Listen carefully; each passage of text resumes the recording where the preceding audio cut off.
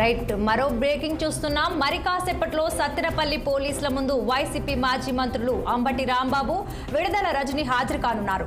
ఆ పార్టీ అధినేత జగన్ రెంటపాళ్ల పర్యటన సందర్భంగా పోలీసు విధులకు ఆటంకం కలిగించారనే ఆరోపణలతో వివిధ కేసులు నమోదు చేశారు. విచారణకు హాజరు కావాలంటూ మాజీ మంత్రులకు ఇప్పటికే నోటీసులు జారీ చేశారు.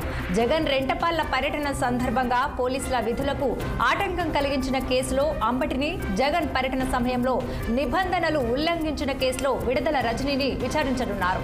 విచారణ నేపథ్యంలో సత్తెనపల్లిలో భారీ భద్రతను ఏర్పాటు చేశారు.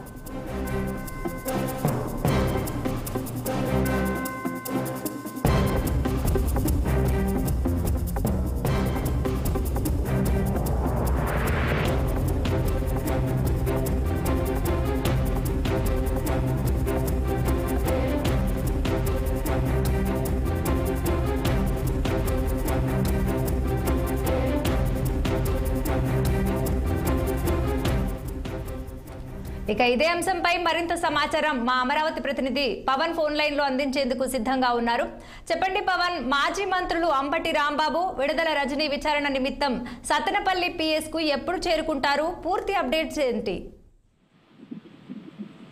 రాధిక, ఏదైతే వైసీపీ అధినేత పల్నాడు పర్యటనలో చోటు చేసుకున్నటువంటి కొంత అల్లర్ల నేపథ్యంలో కూడా సత్తెనపల్లిలో అయితే మాత్రం పోలీసులు వైసీపీ సంబంధించినటువంటి మాజీ మంత్రులపై, మాజీ ఎమ్మెల్యేలపై కూడా కేసులు నమోదు చేసినటువంటి పరిస్థితి నేపథ్యంలో కూడా ఈ రోజు మాజీ మంత్రి విడుదల రజనీతో పాటు మాజీ మంత్రి అంబటి రాంబాబుని అయితే మాత్రం పోలీసులు విచారించబోతా ఉన్నారు.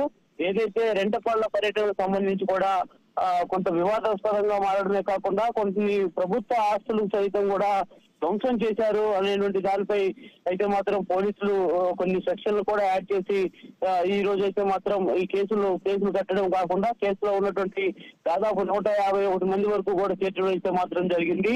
మరి ఈ నేపథ్యంలో అయితే మాత్రం ఇప్పటికే చూసుకోవచ్చు, మనం జిల్లాలో ఉన్నటువంటి ఉమ్మడి గుంటూరు జిల్లాలో ఉన్నటువంటి నసరాపేట కానీ, గురజాల కానీ, పిడిగురాలు కానీ ఇలా దాదాపుగా 7-8 మంది మాజీ ఎమ్మెల్యేలు సైతం కూడా ఇప్పటికే సత్తెనపల్లి సంబంధించినటువంటి పట్టణ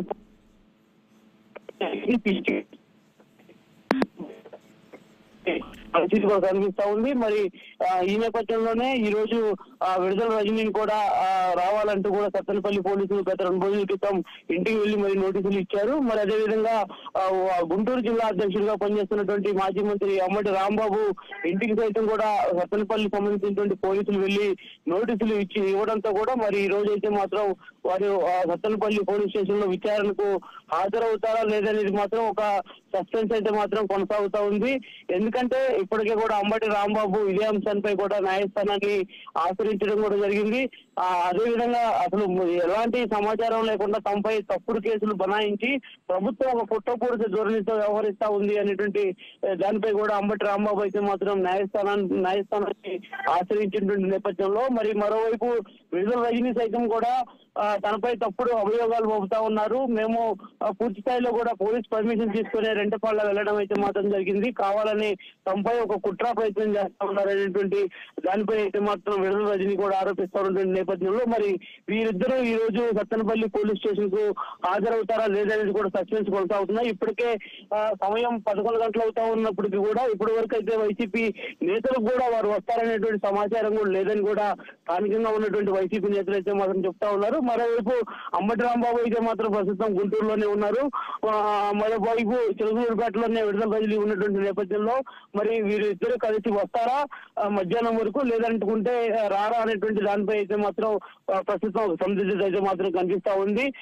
ఈ విషయం అంశంలో కూడా ఇప్పటికే కూడా చూసుకోవచ్చు, గతంలో పేర్ని నానిని కూడా సత్తెనపల్లి పోలీస్ స్టేషన్ పిలవడం జరిగింది. అదేవిధంగా ప్రస్తుత ఎమ్మెల్సీగా ఉన్నటువంటి లేల్లా పెరెడ్డిని కూడా గత 2 రోజుల క్రితం కూడా సత్తెనపల్లి పోలీసులు అయితే మాత్రం పిలిచి విచారణ చేస్తున్నటువంటి పరిస్థితి కనిపిస్తా ఉంది. సో మరి ఈ నేపథ్యంలో ఈ విచారణకు వీరు హాజరవుతారా లేదా అనేది కూడా కొంత ప్రశ్నార్థకంగా ఉన్నటువంటి నేపథ్యంలో అయితే మాత్రం మొత్తంగా అయితే మాత్రం అసలు ఈ యొక్క రెంటపాళ్ల పర్యటన మొట్టమొదటి నుంచి ఇప్పటి వరకు కూడా ఒక సస్పెన్స్ కే కొనసాగుతూనే ఉంది.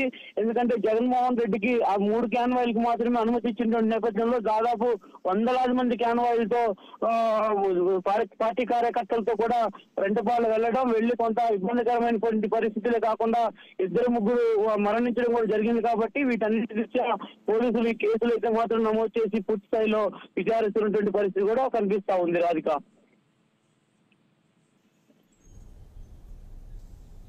Right, thank you Pawan.